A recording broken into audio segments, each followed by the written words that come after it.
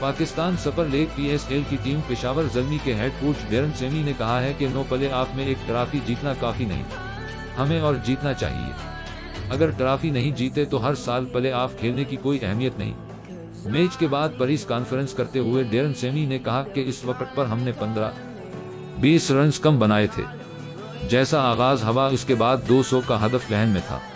हमने बॉलिंग में भी इब्तिदा के 10 ओवर में अच्छा खेला, बाद में न कर सके। उन्होंने कहा कि मैंने आज टीम से पूछा इस्लामाबाद की सलाहियत क्या है, तो टीम ने कहा कि वो कम बैक करती है। हमने इब्तिदाई 10 ओवर के बाद इस्लामाबाद को कम बैक का मौका दिया। डेरन सेमी का कहना था कि इस्लामाबाद ने अच्छी इनिंग्स खेली। अमाद वसीम और हैदर अली ने बहुत जबरदस्त खेल पेश किया। अपनी टीम की मजमुआई परफॉर्मेंस से मुतालिक बातचीत करते हुए पेशावर ज़ल्मी के हेड कोच का कहना था कि ये पेशावर ज़ल्मी की रवायती क्रिकेट नहीं थी। हमने बॉलिंग में गलतियां की, तसलसल की कमी रही, बॉलिंग प्लान के मुताबिक नहीं हो सकी थी। इस्लामाबाद जैसी टीम को ज़ेर करने के लिए उनको उठने का मौका नहीं देना चाहिए।